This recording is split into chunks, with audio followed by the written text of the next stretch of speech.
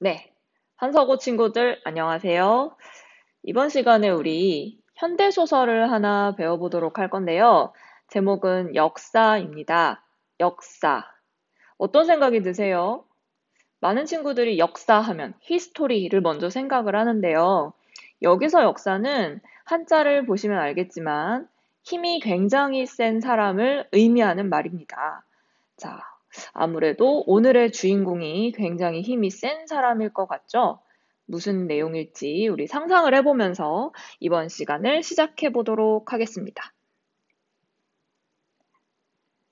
자, 우리 이번에 온라인 수업 기간에 각 반마다 그 문학이 들어있는 차시가 좀 다르더라고요. 어떤 반은 온라인 수업 기간에 2번 들어야 되는 반이 있고, 어떤 반은 4번, 온라인 수업 기간에 문학이 4번 들어있는 반도 있어요. 근데 대부분은 거의 이 3차시로 이루어져 있기 때문에 선생님이 이 영상 자료를 3차시에 걸쳐서 올리도록 할 겁니다. 그러면 2차 시인 반은 3차 시를 꼭 시간을 내서 따로 들어야겠죠. 뭐 수능 날이나 뭐 이런 날 여러분이 잘 주말을 이용하든 해서 꼭 듣도록 하시고요. 그리고 4차 시인 친구들은 3차 시에서 이미 수업이 끝나는데 보너스로 1시간이 더 있는 거기 때문에 이 시간의 친구들을 위해서 선생님이 그 역사의 전체 줄거리가 들어있는 유튜브 링크를 하나 올려주도록 할 거예요. 그래서 이 역사 줄거리를 여러분이 알아서 보시면 될 것 같아요.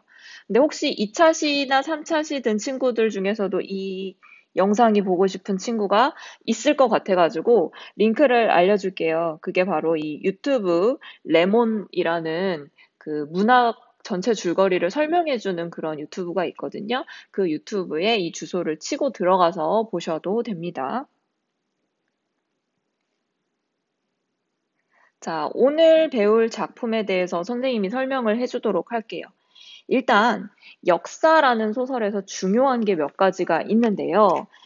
이 작품은요, 가장 눈에 띄는 게 액자식 구성이라는 점이에요.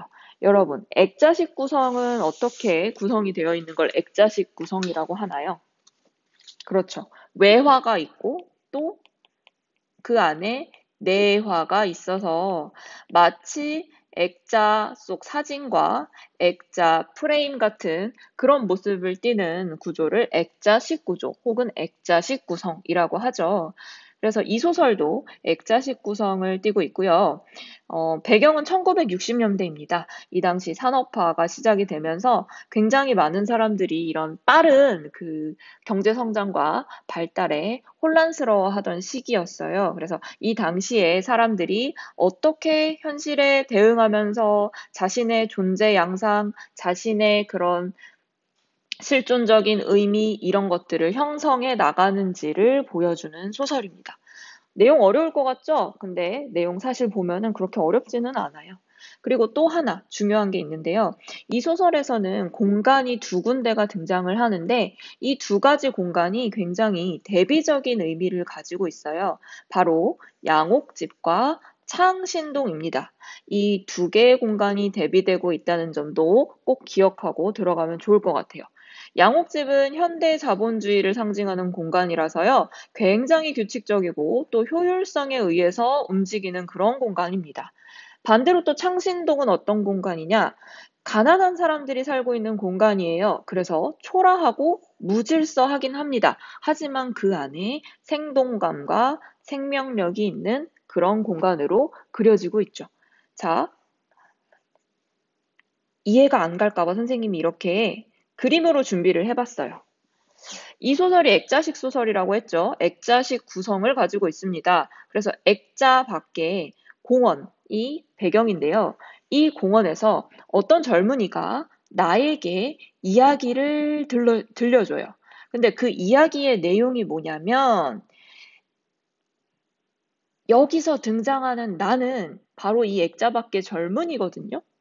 그래서 액자 속에 나와 액자 밖에 나가 같지 않다는 점을 여러분 좀 주의를 하셔야 될 것 같아요. 그래서 그 젊은이가 이야기를 들려주는데 그 젊은이가 창신동 빈민가와 양옥집을 오가면서 생활을 합니다. 자, 하나, 시점을 먼저 설명을 해주고 넘어갈게요. 일단, 액자 밖에서 젊은이의 이야기를 듣는 나의 시점으로 이야기가 전개가 되고 있잖아요. 그러면, 액자 밖의 시점은 무엇일까요? 그렇죠. 1인칭 시점이긴 하지만 주인공인가요? 관찰자인가요? 관찰자 시점이죠. 왜냐하면 주인공은 바로 이 젊은이니까요. 그래서 내가 젊은이, 주인공인 젊은이의 이야기를 듣고 있는 1인칭 관찰자 시점입니다. 근데 액자 속은요, 여러분 보세요. 액자 밖에 있는 젊은이가 자신의 이야기를 자신이 하고 있네요. 그러면 액자 속 이야기는 1인칭 관찰자 시점이 아니라 주인공 시점이라고 할 수 있습니다. 액자 속 이야기는 1인칭 주인공 시점이다. 자, 내용 설명을 좀 더 하도록 하겠습니다. 이 친구가 처음에는 창신동 빈민가에서 살고 있어요. 이 빈민가는 어떤 공간이냐면 되게 가난한 사람들이 많이 사는 공간이에요. 그래서 누추하고 사람들이 사는 걸 보면요. 엄청 무질서해요. 그리고 사람들은 비능률적으로 살죠.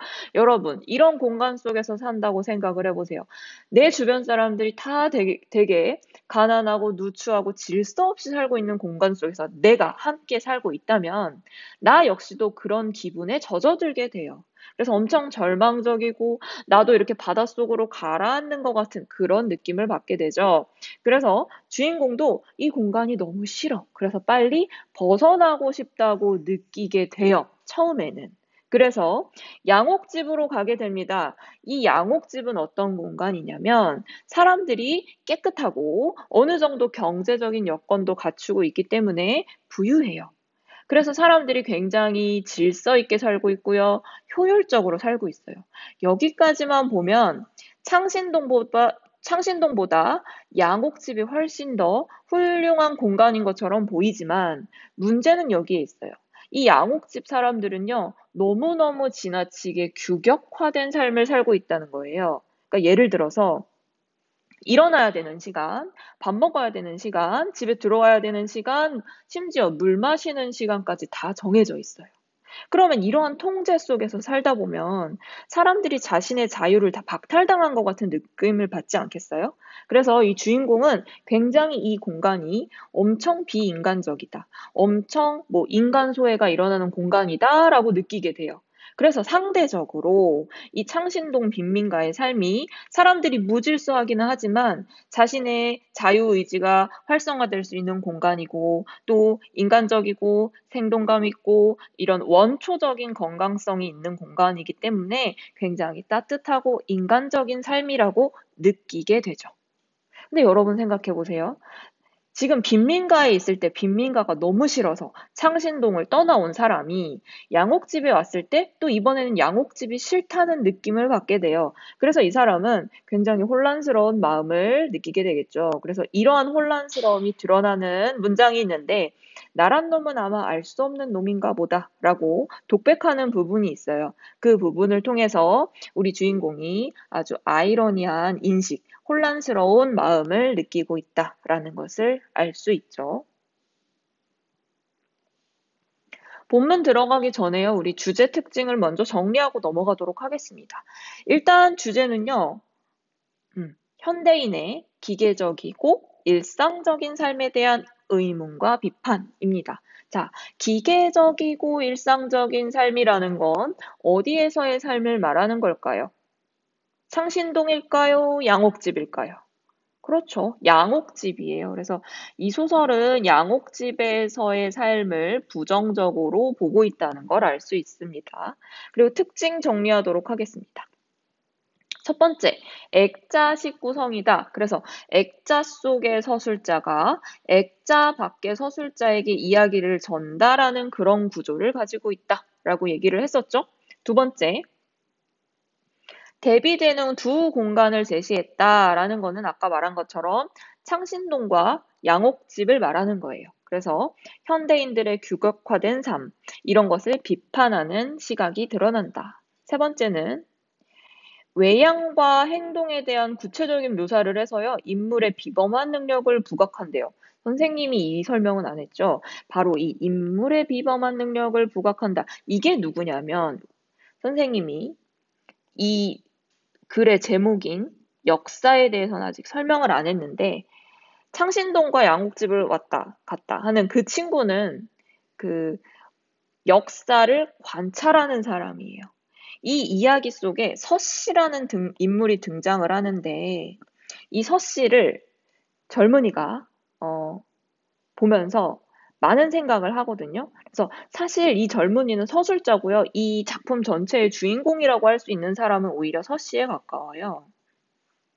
그래서 액자 속의 서술자인 나가 이 서씨를 관찰하면서 이야기를 늘어놓습니다.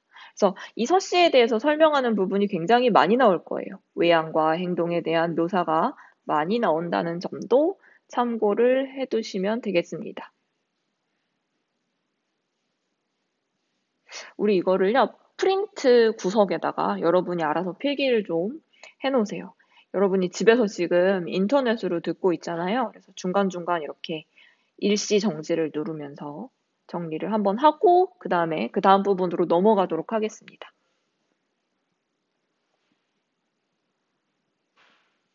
정리를 다 하셨나요? 그러면 오늘 본문으로 들어가도록 할게요. 자, 앞부분 줄거리 볼게요. 즉 바깥 이야기의 서술자는 공원에서 한 젊은이를 만나죠. 이 젊은이가 바로 소설 속에서 그 내화의 서술자인 나죠.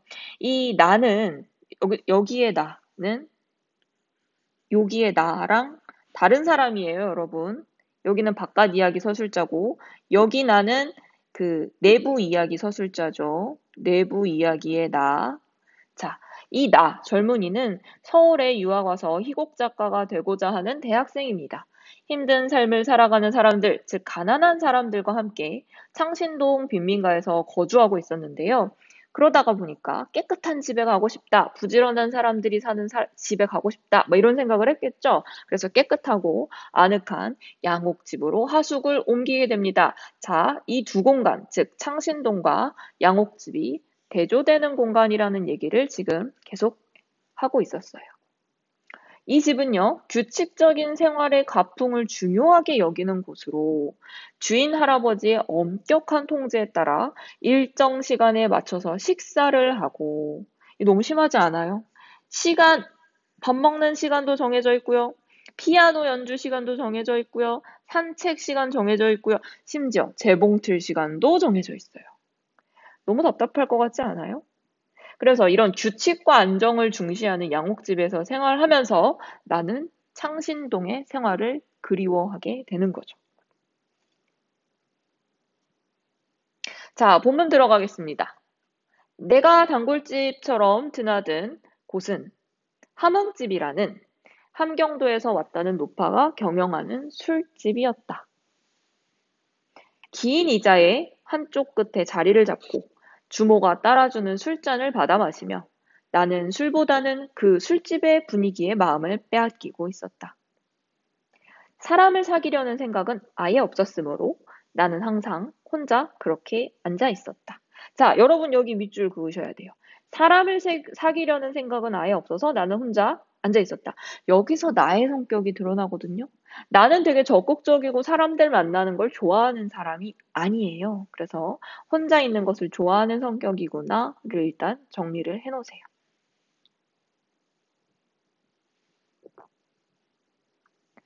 꽤 오랜 시간이 지나고 술도 알맞게 취했다고 생각이 되면 나는 셈을 하고, 즉 계산을 하고 뭐 이런 뜻이겠죠. 근데 외상으로 하는 날이 더 많았나 봐요. 어쨌거나 나는 셈을 하고 그 바라크 밖으로 나왔다. 그리고 고개를 쳐들며 저만서 관광객들을 위하여 형광의 조명을 한 동대문이 그 훤한 모습을 밤하늘에 도사려 보이고 있는 것이었다. 동대문, 여러분 본 적 있어요? 동대문. 기억이 안 날까 봐 선생님이 사진을 하나 준비를 했는데요. 동대문이에요. 여기가 바로 동대문인데 보시면 지금 우리가 이렇게 주변에 환한 건물이 많은데도 그 동대문 주변에 이렇게 전구로 장식을 해놓고 이런 모습을 보면 되게 아름답잖아요. 근데 1960년대 당시에도 이 주변이 되게 이렇게 낮은 건물들밖에 없었을 텐데 그리고 이렇게 밝지도 않았을 거예요. 이런 환경 속에서 이 정도로 밝지는 않겠지만 동대문이 이렇게 불을 그 전구로 장식된 이런 조명을 단 동대문의 모습을 보면 참 아름다웠을 것 같아요. 그래서 주인공도 이런 걸 보면서 그 환한 동대문의 모습을 되게 인상 깊게 여기고 있는 거죠. 그리고 여기 주변에 보면요. 동대문 주변에 이렇게 돌담이 이렇게 있죠? 여기. 이렇게 돌담이 있고, 그리고 그 옆에 이렇게 성곽길처럼 이렇게 돌이 쌓여 있어요. 선생님이 지금 굳이 이렇게 돌담의 모습, 돌이 쌓여 있는 모습을 보여주는 이유가 있어요. 아, 동대문 옆에 돌이 이렇게 많이 쌓여서 돌담을 이루고 있구나라는 걸 여러분이 사진으로 한번 기억을 해 두시면서 다음으로 넘어가겠습니다. 자, 이 동대문의 모습이 눈앞에 보이는 것 같아요. 되게 멋있었던 것 같아요. 그리고 이 동대문은 우리가 실제 그런 대상이잖아요. 그래서 실제 대상의 모습을 실제적으로, 구체적으로 설명을 하고 있기 때문에 소설 안에서 사실성을 획득하고 있습니다. 그곳에 자리 잡은 지 얼마 되지 않은 어느 날 저녁, 역시 내가 긴 의자의 한쪽 끝을 차지하고 누런 술을 내려다보면서 앉아 있는데 내 곁에 어떤 사람이 덜썩 주저앉더니 주모에게 술을 청하고 그리고 나서 내 등을 툭 치며 말을 건네는 것이었죠. 40살쯤 나 보이고요. 턱에 수염이 짙고요. 커다란 몸짓에 또 해진 군용 작업복을 입고 있었대요. 자, 그 사람이 어떤 사람인지는 모르겠지만 여기 보니까 몸집이 크고 수염이 나 있구나. 그리고 나이는 40쯤 돼 보이는구나라는 걸 알 수 있죠. 지금 어떤 사람의 외양에 대해서 좀 자세하게 묘사를 하고 있네요. 그 사내는 뭐라고 했냐면요. 당신 영자가 사는 집, 여기는 창신동 집이거든요. 그 영자가 사는 창신동 그 집에 새로 들어온 젊은이 아니야? 이렇게 나에게 물어보는 것이었죠. 맞는데요. 그렇다고 했더니 그 사내는 퍽 사람 좋게 웃으면서도 자기도 그 집에 방을 빌려서 들고 있는 사람이다라고 얘기를 했대요. 자, 퍽 사람이 좋다. 이 부분 봅시다. 사람 좋다, 성격 좋다, 이런 것을 성격을 직접적으로 말하고 있죠. 이런 거 성격의 직접 제시라고 할 수 있습니다. 어쨌거나 자기는 어떻게 그렇게 나도 그렇게 같이 사는 사람인데 인사가 그렇게 늦을 수 있냐고 하면서 자기를 서씨라고 불러달라고 했어요. 같은 집에 있으면서도, 그러니까 여기 같은 집에 있다는 걸로 봤을 때 여러분 여기의 시점은 아직 그 양옥집으로 이사 가기 전이에요. 그러니까 창신동에 살 때의 이야기를 하고 있는 거야. 창신동에 살면서 서씨라는 사람을 처음 만났을 때를 지금 회상하고 있는 거죠.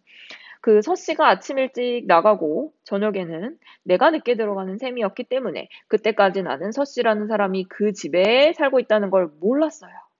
근데 그는 용케 나를 알아보았고 그리고 기억을 해두고 있다라는 것을 봅시다. 나는 그 사람을 모르지만 그는 나를 이미 알고 있어요. 그 정도로 서씨의 성격이 어떻다는 걸 알 수 있죠? 다른 사람들에게 관심이 되게 많은 거예요. 그런 사람들 있잖아요. 왜 되게 관찰력이 막 뛰어나가지고 친구들 만나면 너 머리 바뀌었네. 너 안경 바꿨네. 이런 거 알아보는 사람 있죠. 그러니까 서 씨가 그런 사람이었던 것 같아요. 그래서 다른 사람들에게 이거 깨졌네. 여기 음이 여기 옆에 있어야 되는데 밑으로 내려갔다 얘들아. 그 다른 사람에게 관심이 굉장히 많은 사람이라는 것을 알 수 있어요. 서 씨를 알게 된 것은 그렇게 해서였다. 술잔이 오고 가는 동안에 나도 말이 하고 싶어져서 고향이 어디십니까? 가족은 어디 계십니까? 무슨 일을 하고 계십니까? 이러면서 귀찮게 꼬치꼬치 캐물었어요. 그러나 서 씨는 처음 보는 사람이 이렇게 물어보면 귀찮을 법도 한데 귀찮아하지도 않고 대답을 다 해줘요. 고향은 함경도 6.25 때 단신월남 지금은 공사장 같은 데서 힘이나 쓰고 있죠. 이러면서 다 이야기를 해줍니다. 자, 이걸 통해서 서 씨의 성격을 알 수 있죠. 서 씨는 굉장히 착한 사람이에요. 친절한 사람이에요. 근데 이거를 성격을 어떻게 제시하고 있어요? 직접 제시예요? 간접 제시예요? 간접 제시죠. 간접 제시예요. 친절하고 착한 사람입니다. 아까 전처럼 그는 성격이 좋다. 그는 사람이 좋다. 이렇게 말해야지 직접 제시고요. 이런 거는 간접 제시. 어떠한 대사나 행동을 통해서 그 사람의 성격을 좀 추측할 수 있게 해주는 부분을 간접제시라고 합니다. 그 후로 나는 거의 매일 그 서씨와 함께 함흥집에 드나들게 되었죠. 그는 여기 체크할까요? 사귈수록 착한 사람의 전형이었대요. 사귈수록 착하다. 그는 착하다. 성격? 직접 제시죠. 이게 직접 제시죠. 그는 착한 사람. 직접 제시입니다. 굵게 쌍코풀진 눈매는 가난한 사람답지 않게 빛나고 있어서 차라리 보는 사람에게 열등감을 줄 정도였지만 그는 그 눈으로써 상대방에게 친밀감을 나타낼 줄도 알았다. 그는 눈빛이 아주 빛나고요. 상대방에게 친절한 그런 눈빛을 보이는 그런 사람이었대요. 영리해 보이진 않고 오히려 행동이며 머리 돌아가는 거는 그 반대인 듯 했다. 즉, 좀 우직하고 좀 순박하고 이런 사람인 것 같아요. 두터운 입술 사이를 비집고 나오는 듯한 그의 함경도 사람답지 않게 느린 말씨가 더더욱 그것을, 즉 뭐 약간 우직하고 순박한 그런 성격을 증명해 주었다. 그의 특징이 또 있네요. 그는 주량이 놀라울 정도로 컸다. 술을 굉장히 잘 마시나 봐요. 그는 곧잘 자기가 버는 돈은 아마 이 술집으로 다 들어갔을 거라고 하면서 그리고 그건 좋은 일이 아니겠어요? 하면서 껄껄껄 웃는 거예요. 그의 술버릇은 대단히 좋아서 취하면 떠들어대는 건 서씨에겐 어린애로나밖에 보이지 않을 이쪽이었다. 술이 취해서 그가 어깨동무를 촥 하고 그의 키가 아주 컸기 때문에 나는 그의 허리를 감싸는 셈이 되었대요. 그러니까 서씨가 봤을 때 외적으로 굉장히 덩치가 좋고 키가 컸던 사람 같아요. 외양 묘사가 또 드러나죠. 웬만한 성인 남자가 허리에 있을 정도면 얼마나 큰 거예요. 거의 뭐 서장훈이었던 것 같아요. 마침 또 서씨네요. 서장훈을 상상하면서 여러분 읽어보면 좋을 것 같아요. 키가 굉장히 크고 등치가 좋고 힘이 세고 뭐 이런 사람이었대요. 비틀거리면서 밖으로 나오면 그는 어두운 밤하늘을 배경으로 훤한 모습으로 솟아있는 동대문을 향해서 눈을 찡긋찡긋 윙크 윙크 이러고 있었대요. 왜 이 사람이 갑자기 동대문을 향해서 막 찡긋 윙크 이걸 왜 할까요? 뒤에 보면 이유가 나옵니다. 서씨는 밤에 보는 동대문이 좋으냐고 물으면 아니 젊은이도 저 동대문을 좋아하나? 이렇게 오히려 나에게 되물어봤어요. 그러니까 젊은이도라고 하는 걸 보니까 서씨는 분명히 동대문을 좋아하는 것 같아요. 그러니까 내가 좋아하고 혹시 너도 좋아하니? 이렇게 물어보는 거죠. 낮에는 저기서 귀신이라도 나올 것 같기 때문에 기분이 나쁘지만 형광빛의 조명을 받고 있는 밤에는 참 아름다워서 좋아요. 라고 내가 대답을 하면 대답하는 거 잘 보세요. 서씨가 뭐라고 대답을 하나? 자기는 별다른 의미로 좀 동대문을 사랑하고 있다고까지 말하네요. 보통 사람들하고는 좀 다른 의미로 동대문을 좋아하는가 봐요. 심지어 사랑하고 있다고 표현하고요. 자기와 동대문은 심지어 친하다고까지 얘기를 해요. 마치 어떤 살아있는 사람과 친하듯이 친하다고 이렇게까지 말할 정도면 뭔가가 있는 것 같죠. 이제 앞으로 서씨와 동대문의 어떤 관련성이 드러나겠구나라는 걸 우리가 읽으면서 알 수 있어요. 그래서 이런 부분을 통해서 이후의 사건이 암시가 된다고 할 수 있습니다. 이렇게 서씨와 나는 술친구가 됐는데요. 그날 밤도 술집에서 돌아와서는 서씨는 자기 방으로 들어가고 나도 내 방으로 돌아와서 옷을 입은 채 이불 위에 쓰러져서 그러니까 술을 굉장히 많이 마셨다는 거 알 수 있어요. 옷을 입은 채 이불로 퍽 쓰러져서 씻지도 않고 헉 잠이 들었는데 몇 시쯤 됐을까? 누가 나를 흔들어 깨우는 것이었어요. 그게 누구였냐면 서씨였죠. 서씨의 입에서는 여전히 단내가 나. 그러니까 아까 마셨던 술이 굉장히 지금 술을 마신 지 오래 지나지는 않았다는 걸 알 수 있어요. 그런데 그래도 좀 정신은 돌아온 모양이에요. 술은 좀 깬 모양이었습니다. 나는 지금 몇 시입니까? 라고 물어봤더니 자기도 잘 모르지만 아마 새벽 2시나 3시쯤 됐을 거라고 하면서 보여줄 게 있다고 자기 보고 이제 나보고 자기를 조용히 따라오라고 말하는 거예요. 마치 보물을 캐러 가는 소년들이 비밀을 이야기하는 것처럼 그렇게 아주 은밀한 말투로 이 투자가 밑으로 또 떨어졌어요. 은밀한 말투로 어, 이야기를 하는 겁니다. 나는 그러한 기세에 눌려서 오히려 내가 쉬해가면서 그를 따라서 밖으로 나온 거예요. 여러분, 이 당시에는요, 통금 시간이라는 게 있었어요. 그래서 오밤중에 이렇게 밖에 막 돌아다니면 안 되거든요. 그래서 막 누가 볼까 봐 쉬쉬하면서 이렇게 밖으로 나서는 겁니다. 골목에는 가로등이 켜져 있었고요. 우리는 일부러 어두운 곳만 골라서 몸을 숨겨 그렇게 조심조심 걸었습니다. 도중에 내가 서 씨한테 우리 지금 어디로 가고 있는 겁니까? 라고 물어봤더니 그는 어디라고 했어요. 동대문. 드디어 나왔네요. 자, 서 씨와 동대문의 어떠한 관련성이 이제 드러날 것 같죠? 통행 금지가 되어 있는 이 시간에 가로등만이 거리를 지키고 있는 이 시간에 서 씨가 나와 함께 동대문에 갈 필요가 대체 무엇인지 나는 어떤 느낌이었겠어요. 의혹, 불안, 이게 나의 심리가 여기 드러나네요. 나의 심리가. 의혹과 불안에 쌓여서 눈알을 동글동글 굴리면서도 얌전하게 그를 따라서 고양이 걸음을 하고 있었어요. 왜 자꾸 이렇게 깨져서 한 글자씩 밑으로 떨어질까요, 여러분? 여러분이 감안해서 보시길 바랍니다. 어쨌거나 잠시 후에 우리는 한 길 저편에 기왓장 하나하나까지도 셀 수 있을 만큼 밝은 조명을 받고 있는 동대문이 서 있는 곳까지 와서 골목에 몸을 숨겼다.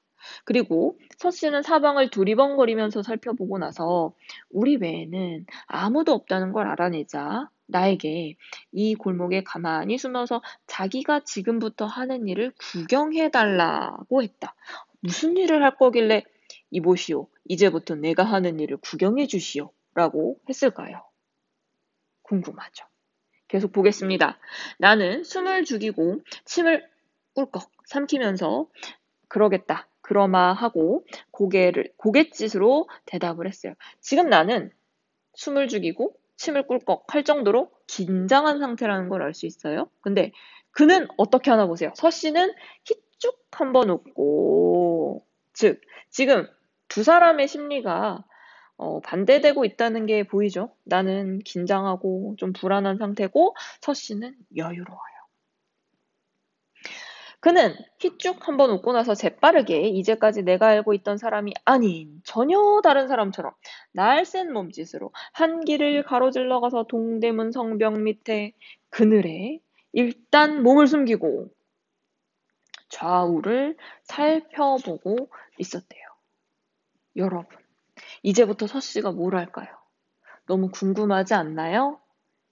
오늘은 여기까지 하고요. 다음 시간에 과연 서 씨가 왜 자기가 동대문에서 무언가를 할 것을 우리 주인공에게 구경을 해보라고 한 건지 다음 시간에 한번 이어서 보도록 하겠습니다.